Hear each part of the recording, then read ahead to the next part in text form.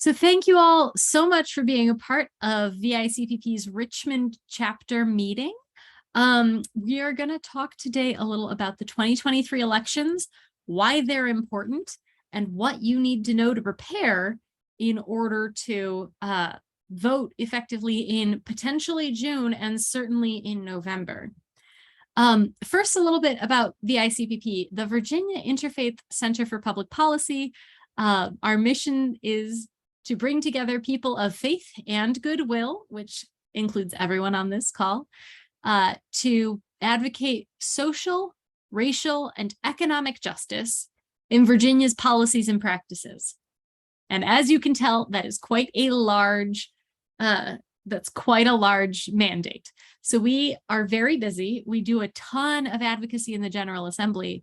And throughout the year, we do a lot of regional outreach in Richmond, but all over Virginia. We've got chapters in Northern Virginia, Eastern Virginia, Roanoke, and Blacksburg, all over Virginia to make sure that our issues are in front of people. Also, though, elections and civic engagement are a big piece of what we do, because how our advocacy goes in the General Assembly depends very strongly on who is there and who we're having those conversations with and who we're building a relationship with. So we are a nonpartisan nonprofit organization. We're never going to tell you who to vote for, but we do want to make sure that people are informed and are engaging in civic priorities. So you may have heard, but 2023 is a very, very big year for elections. First, because every single seat in the Virginia legislature is up for elections. Virginia's legislature passes more laws than Congress every single year. Last year, Congress passed something like 200 and Virginia passed over 800. This year, and to be fair, it's a new Congress. They're still getting their feet under them, but Congress has passed fewer than 10 laws and Virginia has passed over 800. There is just a lot of decisions that get made on the state level, and many, many, many Virginians don't realize the impact that these positions have on their daily lives, on speed limits, on access to affordable housing, on health equity, on criminal justice reform, on education, on worker rights and worker protections. You know, VICPP has been working toward paid sick days for all workers. We were a big part of ending the death penalty in Virginia and limiting solitary confinement. We've been pushing for more money for affordable housing. All of that is happening at the state level. And so we want to make sure that people in Virginia are aware of that and engaged and ready to vote in these upcoming elections. A couple of important dates. June 20th is the primary for districts that have a primary. And so not every single district in Virginia does have a primary, but those that do will have their primary election on June 20th. You can do early in-person voting for the primary up through June 17th. And you can register to vote. You can do in-person voter registration now. So it's open to everyone, but then you're still only casting a provisional ballot. So there are people who want to register to vote early, although the deadline to register for in advance of the June primary has already passed. In November, the big election, the general, is going to be November 7th. And similarly, there will be early voting. The voter registration deadline will be October 16th. And early voting will be happening, and absentee voting, it will be options. So those are some of the big dates for this year. The other reason that 2023 is such an important year is not only is every single seat up for election, and historically in Virginia, by the way, the year before a presidential election, that is this year, has the lowest voter turnout of the 4-year cycle in Virginia. So that's a big deal. But not only is every single seat up for grabs, but they are brand new districts. In 2020, we had the census and we went through redistricting, but the new districts weren't ready for the 2021 elections. They were delayed because of COVID. The new redistricting process has been nonpartisan or bipartisan or outside of the political structure. They had a special master draft the maps and is mostly considered to be one of the fairest maps in the state, which is beautiful because it means there isn't partisan influence and these maps will better represent the people. However, that also means that they didn't pay any attention to where incumbents lived, where the current representatives lived. And so some folks, multiple incumbents were paired together in the same district, or we had some districts with no incumbent. So I am going to pull up a map in a moment and show you sort of where we stand on those new districts. But basically, this year is totally wide open. Even incumbents, even who are running to get reelected, are running with something of a new voter base. So they need to get to know new voters. And for me, my state senator is, the incumbent is still running in the same district, but my state delegate is totally new. I've never interacted with these folks before. So that is major. Does anyone have any questions really quick? Oh, yes. I just noticed Louise put in the chat that there are also some primaries for local office, like the Henrico Board of Supervisors. Does Chesterfield have elections this year? I don't honestly know. I should know this. Gail knows. The Republicans have a primary in my district. Okay. Actually, but it's not for a county level office, is it? Actually, there is one county level race that I believe is on the ballot for the primary, which is Commonwealth's attorney. Okay, yeah. So pay attention to the local races as well. Okay, I have my site ready. So here is Virginia's state senate. And here's Richmond. And these are the new districts. But as you can see, some of them are gray, which means there is no incumbent there. So some of them are blue and red, but some of them are gray. And that means that everybody running will be a freshman, will be a first year. This becomes even more pronounced if we go over to the House of Delegates map and zoom in on the Richmond area. And we just have a whole pile of new districts here. Like, these are opportunities, and it's really exciting. And it's also the reality of the fact that people are not aware that there are new districts and new candidates that they need to be paying attention to. So that's why I would invite you, as the informed citizens that you are, who are present today, to be a part of sharing this information. Bill, I see you put in the chat asking about the website. Yes, the one I'm looking at right now is VPAP, Virginia Public Access Project, and I highly recommend using them. They have a ton of information. Now, I'm gonna, I can click on this and I can say, oh, do I live over here? This is District 79. It's currently an open seat. You can find out more.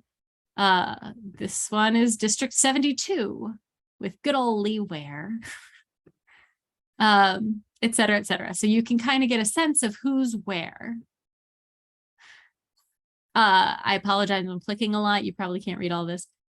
But the other lovely thing about VPAP, Virginia Public Access Project, is here. So we got the menu. We go down to elections, state senator, state House of Delegates. I'm in the state House of Delegates, which is the lower body of our state house. It's the analog to the National House of Representatives. This is the overview page, but you can look at who's running. So as you can see, we've got District 80, well, 58 isn't quite the same, but 78, 77, 79. many of our districts are kind of high 70s, low 80s. So let's scroll over to the general elections and let's just see who's running. I'm scrolling down. These are in numerical order: House District 52, 58. But we're scrolling down to the high 70s, low 80s. Here we go. These are all the people who have filed paperwork in these districts in our area. So you can check out who these candidates are and look them up and see what their positions are on things. It's a really helpful resource, and I will throw VPAP in the chat as well. How is that? Does that sound helpful? It sounds helpful, but I was wondering if the gray areas had numbers. They do, yes. Okay. Sorry, I failed to show that. Let me share it again. I'm going back to my map. So this is a gray area, and it's District 57. It's an open seat, District 57. This is District 58, and it's currently got Rodney Willett in it. Okay. Now, the district numbers are changing. So I think I'm currently in House District 10, something that is not in the 70s. And I'm in the new District 79 because it's an open seat. Okay. Are you running for that? I am not running, thank goodness. I love doing the advocacy work. I love showing up at their offices and saying, have you considered how what you're doing impacts the marginalized people of our community and how we might make it better for them? Cheers. For everyone. And shameless plug, I would like to encourage everyone to mark your calendar for the Wednesday after Martin Luther King Day. I think it's January 17th next year, but we will be having, Virginia Interfaith will be having our annual Day for All People, big advocacy day. We have around 300 people in Richmond going up to the Capitol, showing our support, talking about these issues directly to the people who are going to be elected in November. So that's just a rush. Okay. All right. So how do you find out which district is going to be in your district? Okay. You're going to be in. Am I still sharing this? Of course I am. Yes. Yes. Okay. So this is information about District 79. Okay. But how to find out, you go back to vpap.org, back to the home page of VPAP, and you can enter your address here. Okay. I'm going to put in Virginia Interfaith's office address, East Franklin Street. And now I'll hit the search button. You can see who's on here's who's representing us now. Okay. Looks like we got Jen McClellan in the Senate. No, sorry, Jen McClellan, who used to be a state senator, but is now serving nationally at the House of Representatives. Right. Lamont Bagby in the state Senate, and Jeff Bourne in the House of Delegates. But you want to see if anybody's running in June in the primary. Let's see who's on my ballot. Yes, the state Senate has a primary with Lamont Bagby and Katie Gooch running, and the House of Delegates also has a primary with 3 people running, none of whom is Jeff Bourne. Jeff Bourne stepping down. Okay. There's a lot of turnover this year in Virginia's General Assembly, partly because of that redistricting stuff. So when incumbents got paired together, many of them said, I don't want to race. I don't want to be in a race with another member of my own party. And quite frankly, like, we had some rather elderly folks in the Virginia legislature, and so they were just at retirement age. But that means that actually this year we are seeing some of the highest turnover. I'm going to stop sharing, actually. We are seeing some of the highest turnover in Virginia's history. Virginia, rather proudly, has one of the longest continuously operating legislative bodies in the Western Hemisphere. Over 400 years. It predates the Revolution.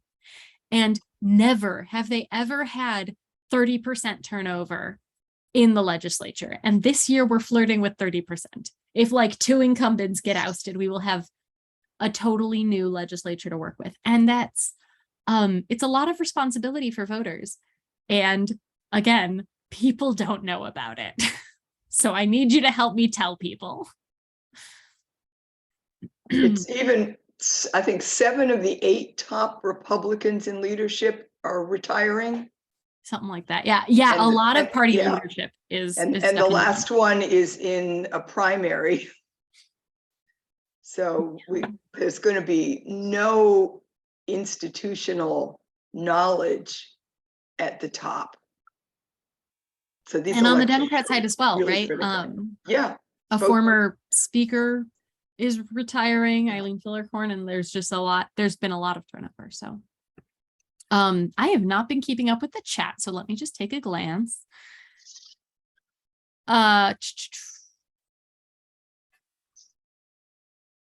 Okay, there are various primaries happening. So you want to go to VPAP and check your address to see if there are primaries happening. One other thing is that you'll notice on VPAP, if you click on the district, you can see it'll tell you information about that district, and it'll tell you percentage-wise how many people in that district voted for Biden versus Trump in 2020, and it'll tell you percentage-wise how many people voted Youngkin versus, oh Lord, I've lost his name, our former governor in 2021. McAuliffe. And so, thank you, yes. And so from there, it takes a guess as to which partisan lean that district has.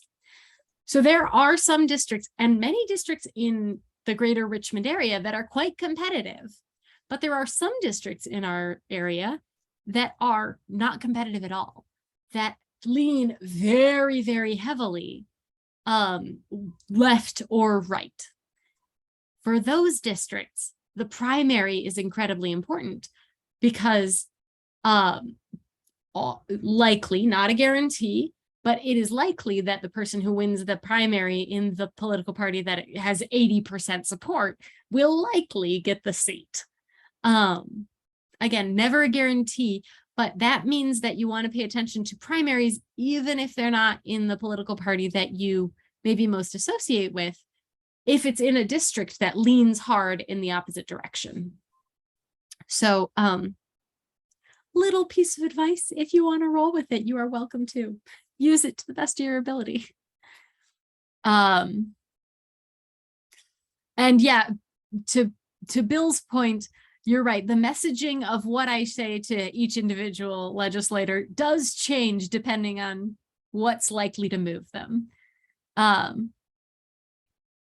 So I think that, you know, we because we are able to build the relationship with people, we do try to make sure our message is targeted.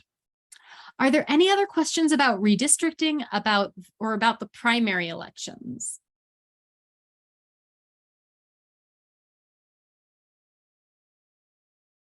Okay, onward. So I've been talking about how there are all these new candidates that none of us know. How can we get to know these candidates? Good news. Virginia Interfaith has been planning a series of candidate forums. We are going to do one in Richmond in partnership with the Virginia Poverty Law Center focused on affordable housing. And we're going to hold one likely in Henrico that will focus on all Virginia Interfaith's issues. We'll also have a couple in Northern Virginia and a few in Eastern Virginia, but that really doesn't apply to this crowd. But we do have likely 2 candidate forums in our area that we will be keeping you informed about. And if you want to be involved in planning those, please let me know, or somebody else on VICPP's staff. We also want to, as I mentioned, get the word out about this, because there's so many people who are just living their lives and they're not inundated with campaign ads the same way they will be next year for a presidential race. And so we are the ones who need to start sharing the word on that. We have a few, so volunteer, if you let me know, I'll throw my email in the chat. And if you shoot me an email or email my colleague, Robert, we can get you in the loop about what might be helpful for volunteering for either a candidate forum, or we're going to be doing some canvassing as well. In terms of getting the word out, we are trying to do some canvassing, some individual voter registration and knocking on doors, particularly in precincts that have historically low voter turnout. We also are inviting people and faith communities to become 100% voting congregations. And that's where you get your clergy or your vestry or your synagogue board or whoever's in charge, to make a commitment that they're going to make voting a priority for the congregation that year. Obviously, they're not going to walk with every single member to the polls, but you can preach about it. You can have voter registration paperwork available. You can do some informative sessions around what are the issues and who are the candidates. Absolutely. So there's a lot there. And so we have, you can sign up online to be 100% voting congregation, or we have a physical form, and I'm happy to talk with any congregation about that, as is my colleague, Robert, who's the civic engagement lead. Sadly, he's out of town today, so he wasn't able to join us. But yeah, so that, I'll throw his email in the chat as well. I would also encourage you to, well, all of you are probably already on Virginia Interfaith's mailing list because you showed up here today, but spread the word about Virginia Interfaith's mailing list, because we will try to keep people informed. And then after elections, and we will send out notices to folks in their districts as candidate forums happen. And then after elections happen, when the new legislative session starts, we will be sending out action alerts to various districts saying, hey, your legislator is going to vote on this issue tomorrow. Please email them, please call them, please spread the message and share the word. So inviting people to sign up on the ICPP's email list is really helpful. I would also love to hear from you. I think, so historically, Virginia Interfaith has had about between 3 and 10 different regional chapters doing work locally, in addition to our state level work on policy. Those chapters have waxed and waned, and our Richmond chapter has really not done too much in the last, well, at least 3 years, because COVID happened and things became a lot more challenging. I would love to see the Richmond chapter revitalized, and I would love to see us do an event maybe late summer, or maybe in conjunction with one of the candidate forums, to raise awareness about voting and also who's on the ballot and what their positions are on important issues to us and to our faith and to, as Bill pointed out, justice as a whole, right? So I'd love to hear your all's opinion on this. Would you, in my mind, the ICPP does its best work at the state level, but there are some things that we can't do at the state level and need to be done locally. Primary is, of course, knowing local candidates and local legislators, pre-election and post-election, having those individual meeting in district. And then secondarily, we have a few regional certifications, like we've got a living wage certification, we've got a wage theft hotline, and we would love to make sure that we have local ways to plug into those issues. So I think that our chapter has potential, and I would love to hear thoughts on that. Is it worth it? And what's your feedback? Yes, Dr. Marla Crawford. I'm just going to keep giving you your full title. I'm listening to you. Because I'm requesting, I'll be doing something for the week of action in October. And during that week of action, that can be an opportunity to express the importance of getting out to vote because of the social issues that we are addressing in education and the economic issues that we're having the community-based issues. Yeah, let's keep talking about that, because as I mentioned, one of our issue priorities that King Salim actually works on primarily is criminal justice reform, and restorative justice is one very important piece of that. So I think it would be amazing to have that voter education and civic engagement tied right into that restorative justice piece. Yeah, because education is going to be hot on the ticket. coming No up, doubt about it. Yep. especially with that shooting that happened today at the graduation. Yes. So Yeah. I'm willing to talk, work with whomever, collaborate. I'm okay with that. Thank you. That would be great. Louise, I see your Yeah. hand up. Wait a second, let me, I think yay. You are good. In terms of what I'd like to do, but I don't have a laptop, is at some point, yes, set up a table. Do you know who your delegate is?